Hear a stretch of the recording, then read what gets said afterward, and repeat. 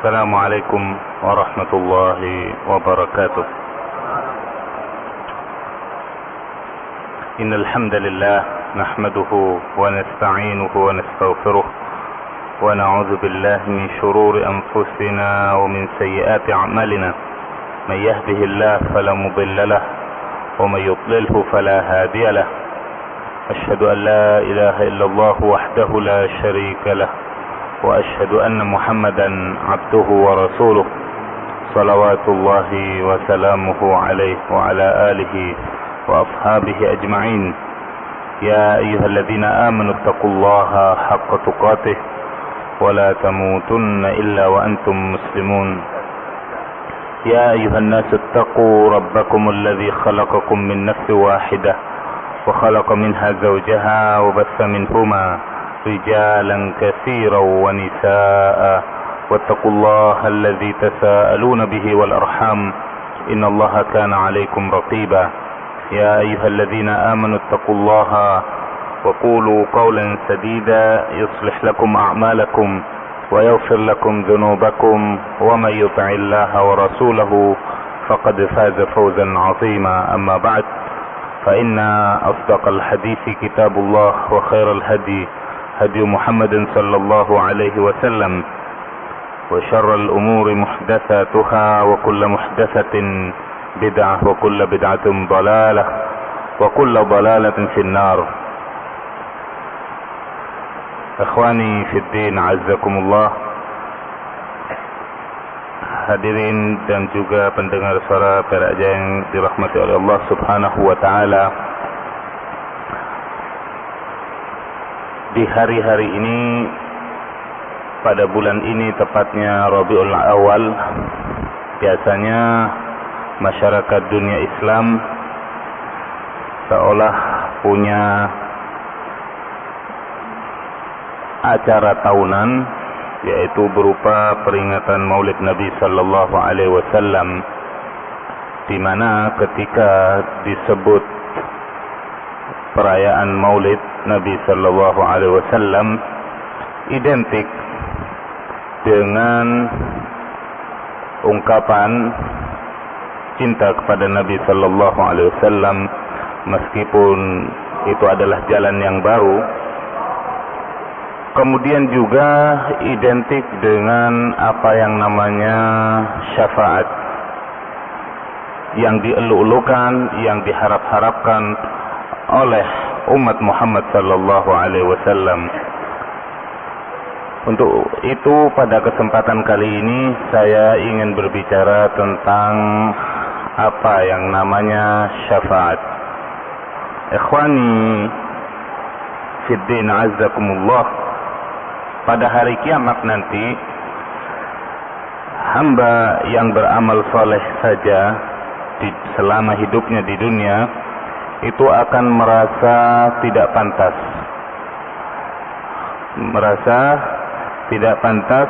dengan amalan yang mereka lakukan di dunia, merasa tidak pantas untuk menerima anugerah Allah subhanahu wa ta'ala jika dibandingkan dengan amalan mereka di dunia.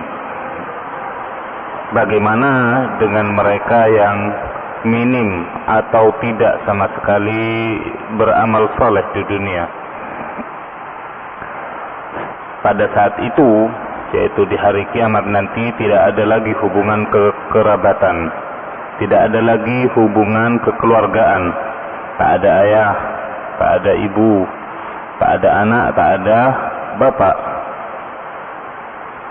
Masing-masing dari kita akan berseru nafsi-nafsi. Bagaimana diriku, bagaimana nasibku? Masing-masing. Hanya Nabi kita sajalah Muhammad sallallahu alaihi wasallam yang tidak berseru demikian. Sebagaimana diriwayatkan bahwasanya Abu Hurairah menceritakan ada seorang bertanya ketika Nabi sallallahu alaihi wasallam duduk bersama para sahabatnya, beliau bersabda, la ahadun yadkhulul jannata bi'amalih. Tidak seorang pun dari kalian itu yang akan masuk surga dengan amalannya. Maka para sahabat sempat tercengang, wala anta ya Rasulullah, tidak juga anda wahai Rasulullah. Rasulullah pun menjawab, ya, hanya saja Allah subhanahu wa ta'ala, kata beliau, menyelimuti diriku dengan kasih dan ampunannya. Ikhwani fiddin azzakumullah, untuk itu setiap umat nantinya akan ribut mencari nabinya masing-masing. Umat Adam, anak cucu Adam, akan mencari bapaknya Adam alaihissalam untuk kemudian meminta perlindungan ataupun perantara. Kemudian Adam alaihissalam merasa tidak pantas. Dia pun merasa malu kepada Allah subhanahu wa ta'ala, tidak layak untuk memberikan yang namanya syafaat. Lalu dia melemparnya kepada putranya Nuh alaihissalam. Nabi Nuh pun merasa malu dengan apa yang terjadi pada anaknya. Dia pun kemudian melemparnya kepada Musa alaihissalam. Musa alaihissalam pun merasa tidak malu, merasa tidak pantas dan merasa malu pada Allah subhanahu wa ta'ala atas perbuatannya, meskipun telah diampuni oleh Allah subhanahu wa ta'ala, membunuh jiwa misalnya.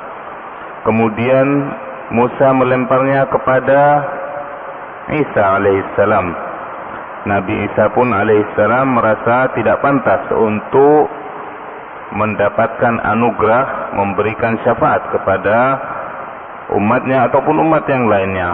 Maka kemudian Isa alaihissalam melemparnya kepada Nabi kita, melimpahkannya kepada Nabi kita Muhammad sallallahu alaihi wasallam. Dan kemudian Rasulullah sallallahu alaihi wasallam menyatakan, ana laha, akulah yang akan memberi syafaat dengan izin Allah subhanahu wa ta'ala tentunya. Ikhwani wa akhwati fillah, dari tadi kita menyebut kata syafaat. Apakah pengertian daripada syafaat itu tadi? Definisi daripada syafaat secara bahasa, syafaat itu berasal dari kata asy-syaf'u atau asy-syafa'atu yang berarti genap atau lawan daripada ganjil, al-witru. Mengapa dikatakan genap secara bahasa?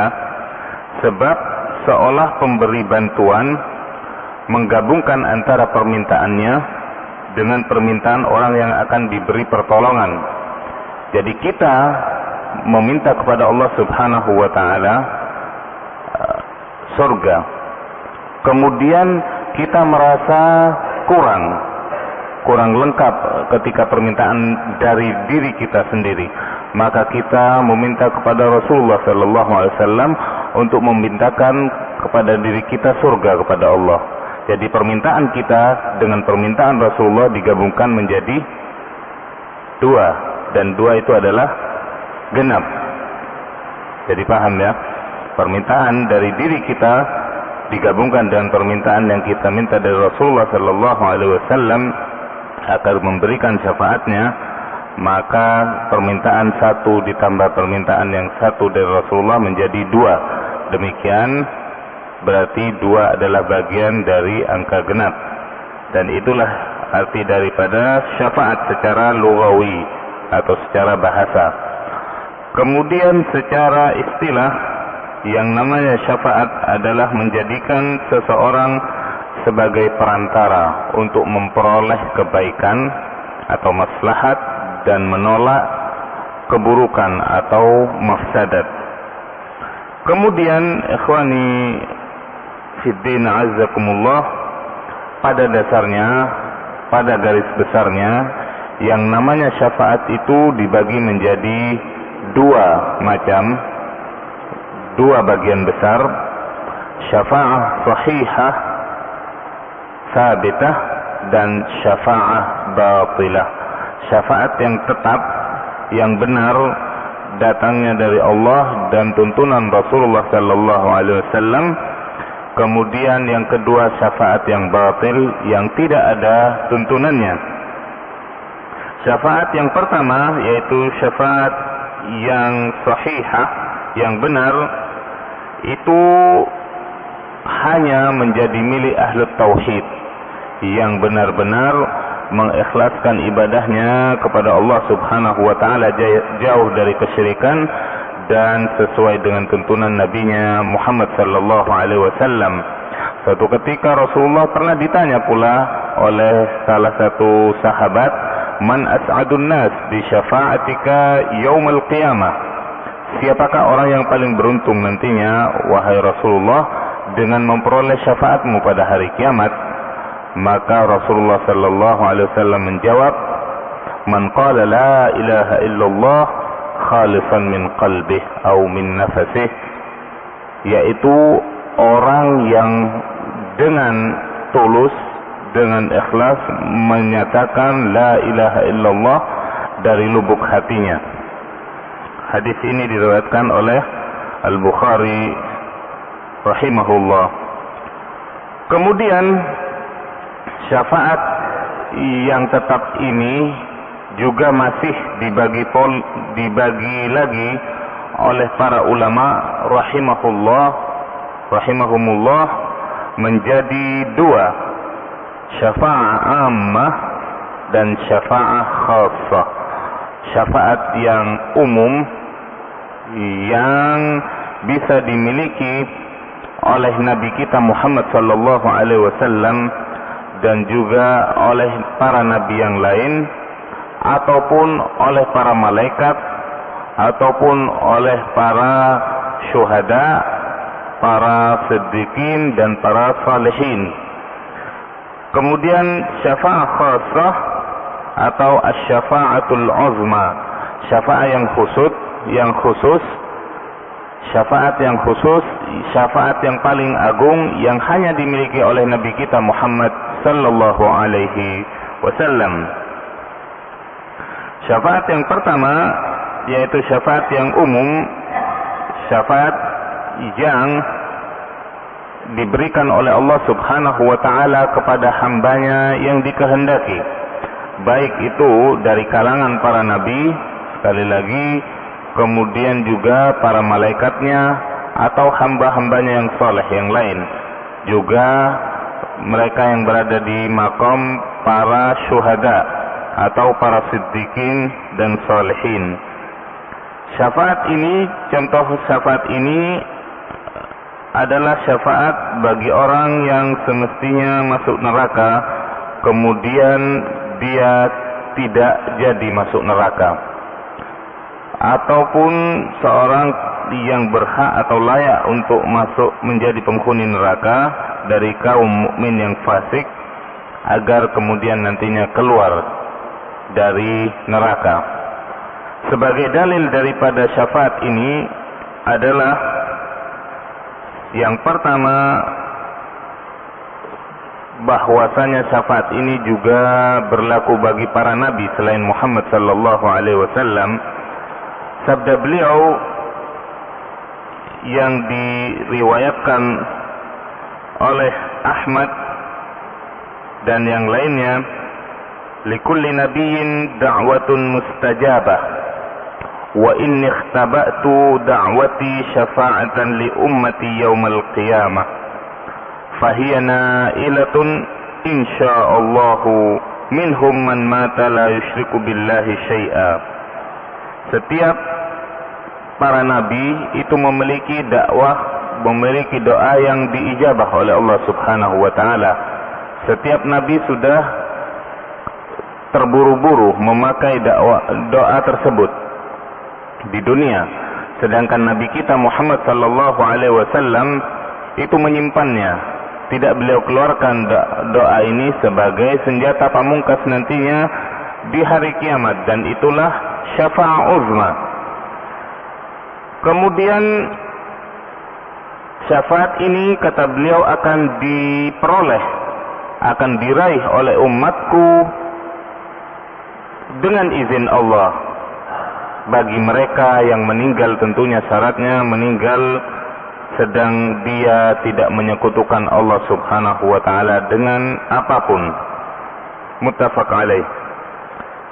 Kemudian juga sebagai dalil bahwasanya malaikat itu juga memberikan syafaat adalah firman Allah Subhanahu wa taala pada surat An-Najm ayat 26. Wa kam min malakin fis samawati la tughni syafa'atuhum syai'an illa min ba'di ay ya'zana Allahu liman yasha'u wa yarda.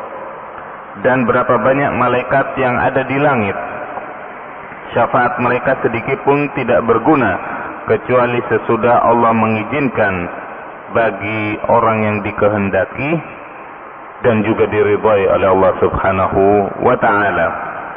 Kemudian dalil bahwasanya juga di antara kaum mukmin itu dapat memberikan syafaat kepada saudaranya, yaitu sabda Rasulullah sallallahu alaihi wasallam dalam hadis yang sahih, "Yushaffa'u asy-syahidu fi 70 min ahli."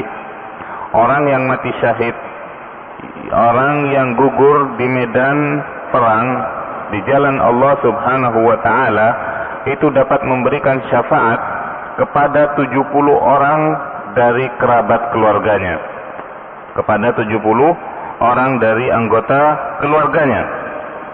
Demikian dalil-dalil tentang syafaat yang umum atau al-ammah. Kemudian syafaat khassah, syafaat yang khusus dimiliki oleh Nabi Muhammad sallallahu alaihi wasallam dan merupakan syafaat paling agung. Syafaat ini beliau berikan nantinya ketika manusia tertimpa kesulitan dan kesedihan. Di saat yang genting dan terjepit, manusia seluruhnya itu terkatung-katung karena nasibnya tidak langsung diputuskan oleh Allah Subhanahu wa taala.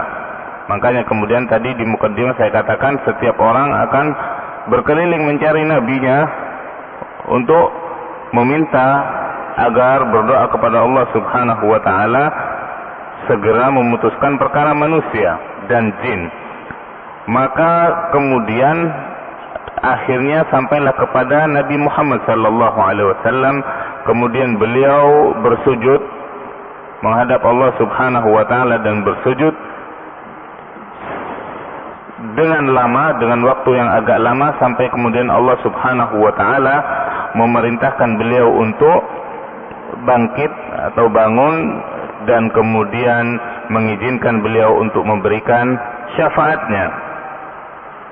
Dan itulah al-maqam al-mahmud, yaitu tempat atau posisi kedudukan yang terpuji yang Allah sindir dalam firman-Nya pada surat Al-Isra ayat 79. "Wa minal laili fatahajjad bihi nafilatan lak asa ay yab'atsaka rabbuka maqaman mahmuda." Dan pada sebagian malam hari salat tahajudlah kamu sebagai suatu ibadah tambahan bagimu. Niscaya Rabbmu mengangkat kamu ke tempat yang terpuji. Tempat yang terpuji ini yang dimaksud adalah syafa'ah uzma atau syafaat yang paling agung. Contoh syafaat ini adalah syafaat beliau terhadap orang mukmin untuk dapat masuk jannah atau masuk surga. Kemudian juga syafaat beliau terhadap 70.000 orang dari umatnya agar masuk surga tanpa hisab. Ini adalah bagian daripada syafaat uzma. Kemudian juga syafaat beliau kepada orang yang berimbang amal kebaikannya dan amal keburukannya, 10/10. Maka dengan syafaat Nabi sallallahu alaihi wasallam orang ini layak untuk masuk surga. Kemudian juga syafaat beliau terhadap penghuni surga yang berada di level bawah untuk naik ke level yang lebih tinggi. Ini dengan peran syafaat Nabi kita Muhammad sallallahu alaihi wasallam. Syafaat khusus beliau pula adalah syafaat beliau bagi pamannya Abu Talib. Abu Talib yang membesarkan beliau alaihi salatu wassalam, yang menjaga beliau dari serangan kafir Quraisy, yang berjasa kepada dakwah Islam sebenarnya, akan tetapi dia tidak mengucapkan kalimat tauhid la ilaha illallah dari mulutnya, makanya dia tetap statusnya sebagai orang kafir. Rasulullah mintakan kepada Allah Subhanahu wa taala, dan Allah berikan keringanan, bukan kebebasan untuk siksanya. Dan siksa ringan yang diberikan oleh Allah Subhanahu wa taala kepada Abu Thalib, yaitu berupa keadaan, artinya dia itu berdiri di atas bara api neraka, sedangkan otaknya mendidih.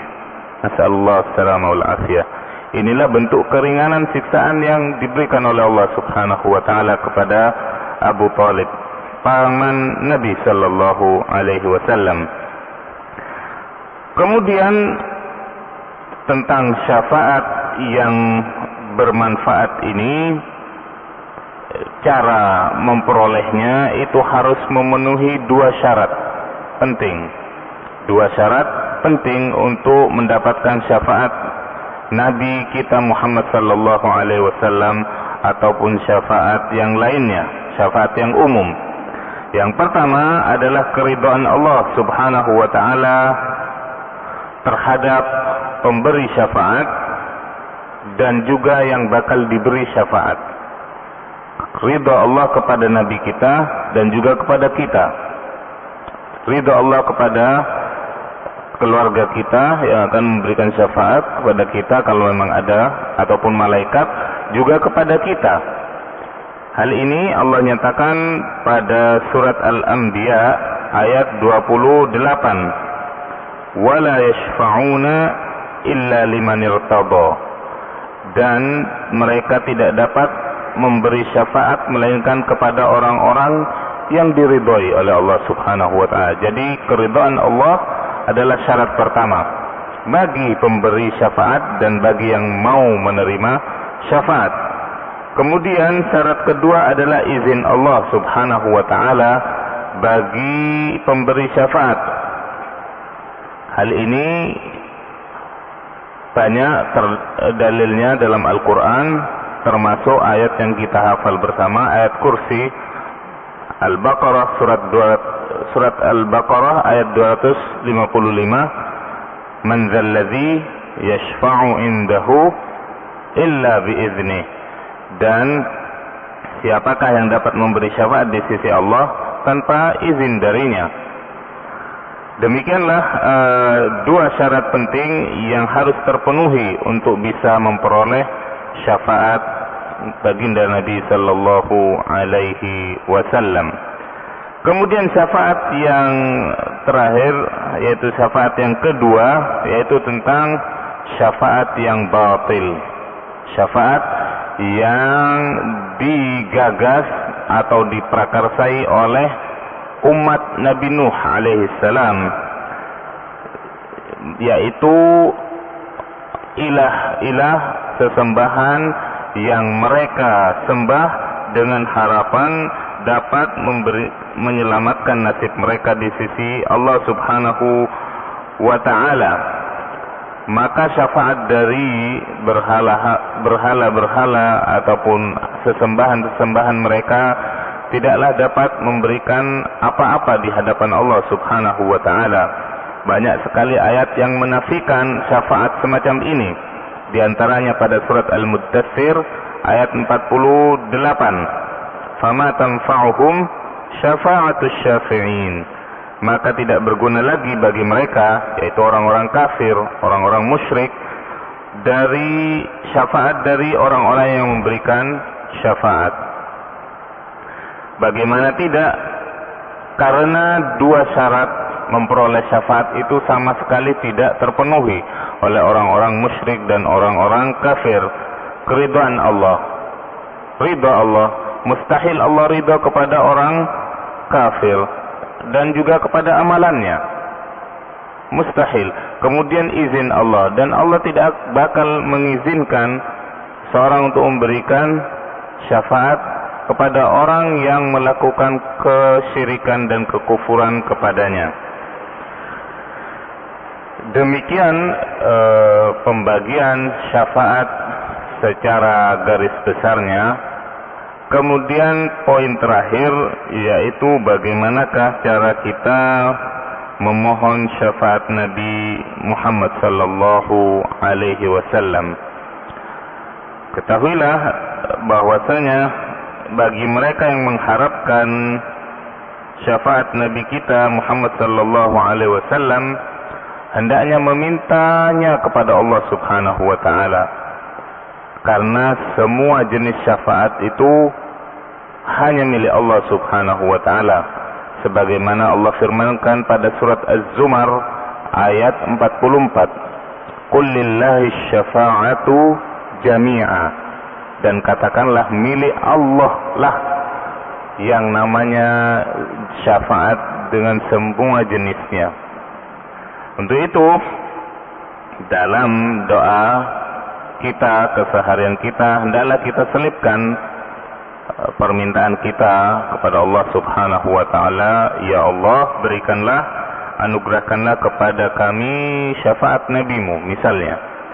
Atau juga ketika kita menjawab azan dalam salat 5 waktu, jangan lupa kita untuk menjawab azan dengan jawaban yang penuh, karena di situ juga terselip doa tentang syafaat.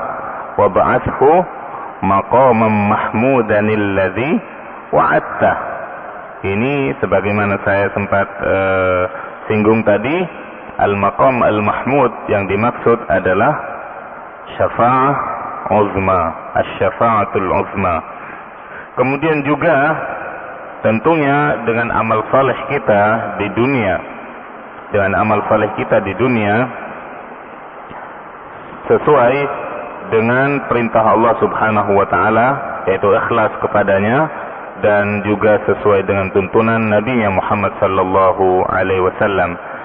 Juga dengan usaha kita dengan banyak bersalawat kepada beliau alaihi salatu wassalam, dengan salawat yang masyru' ketika beliau memberitakan kepada kita dalam bentuk jawaban ketika ditanya oleh salah satu sahabat, kaifa nusalli alaika ya Rasulullah, atau kama qala alaihi salatu wassalam, bagaimanakah kita bersalawat kepada Anda wahai Rasulullah?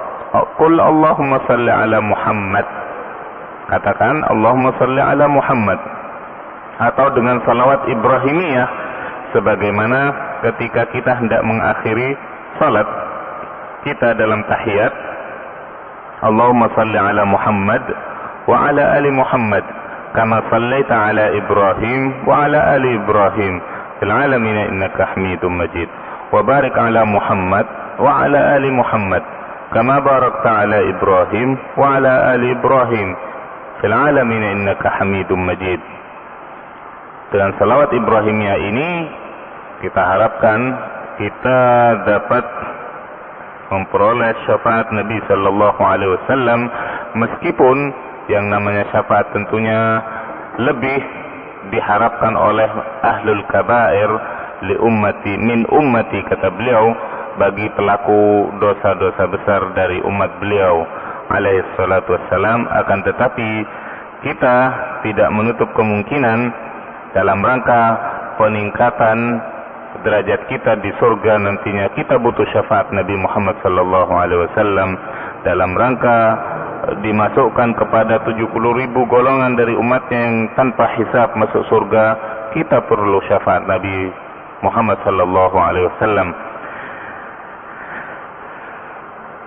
Demikian kiranya pembicaraan kita berkenaan dengan syafaat secara umum. Barangkali ada pertanyaan atau diskusi seputar topik ini, saya persilahkan kepada Anda sekalian. Assalamualaikum warahmatullahi wabarakatuh. Waalaikumsalam warahmatullahi wabarakatuh. Yang saya tanyakan ini Ustaz, bagaimana kalau meminta kepada Allah Subhanahu wa taala itu surga? Kan surga kan ada tingkatan gitu. Nah, apa kita cuma menyebut ke surganya aja, atau kita yang meminta yang paling tinggi itu, yang Firdaus? Nah,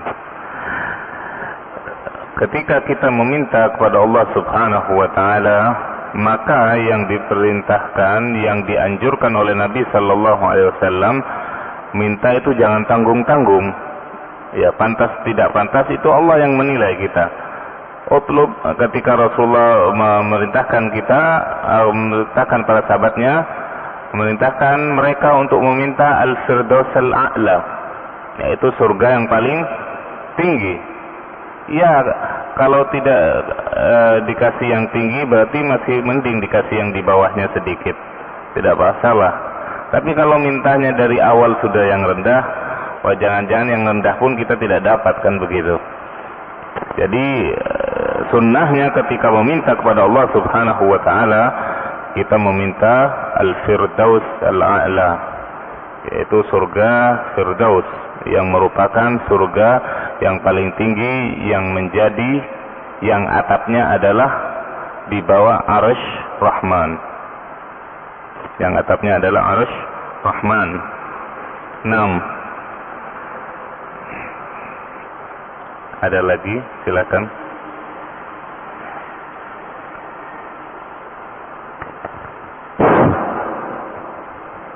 Ini hanya merupakan pertanyaan ringan saja, Ustaz.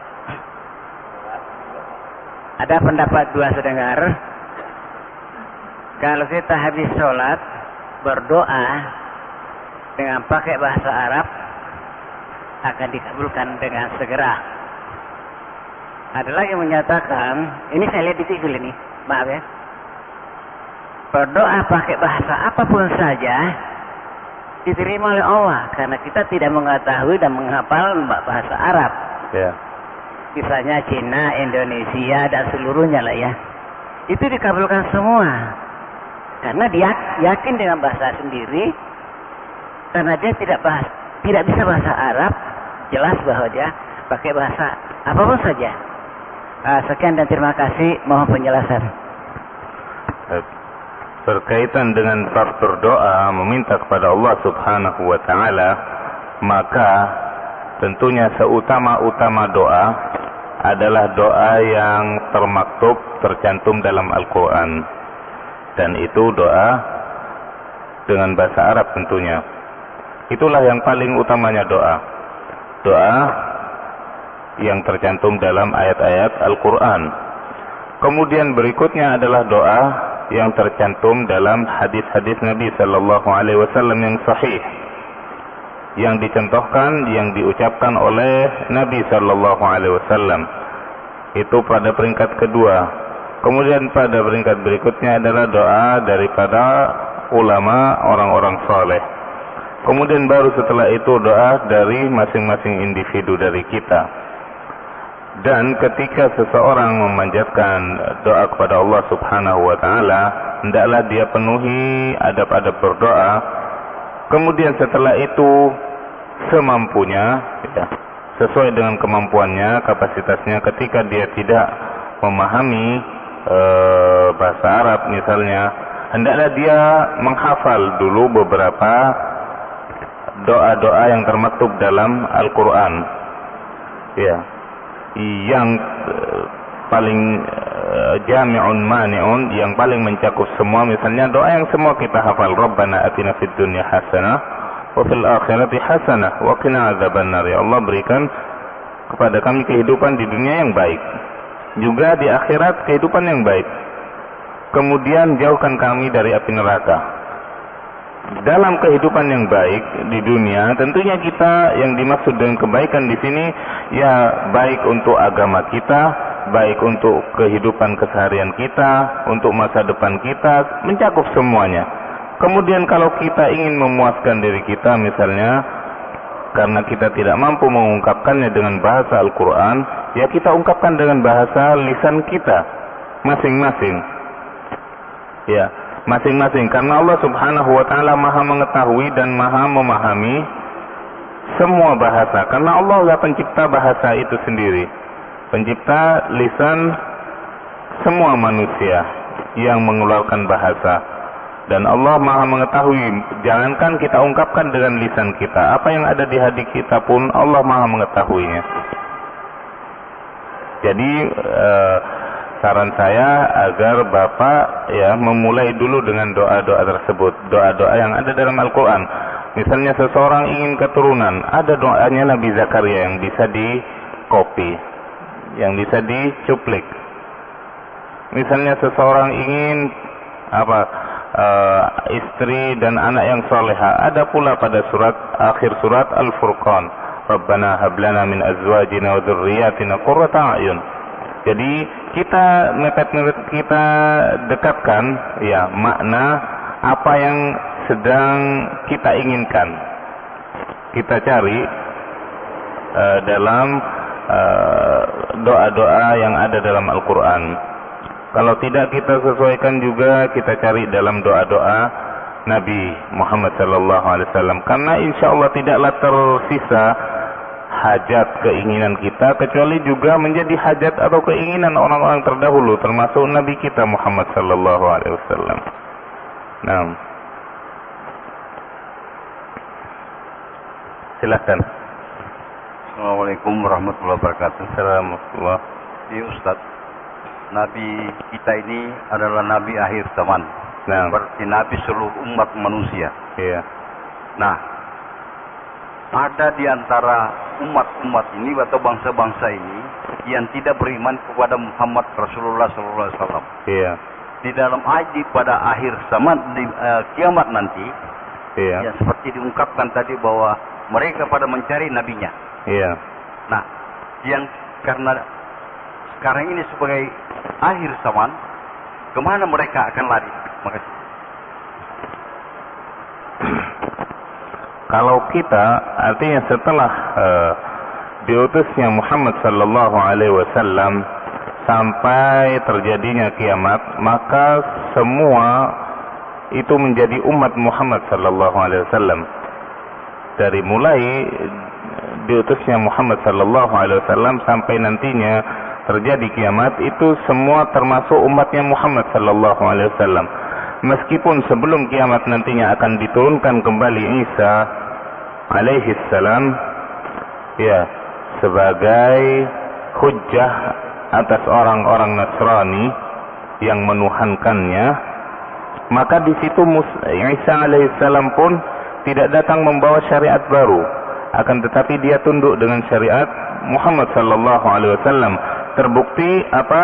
Dari mulai turunnya saja dia bermakmum kepada siapa? Bermakmum kepada Imam Mahdi, bukan dia yang menjadi imam.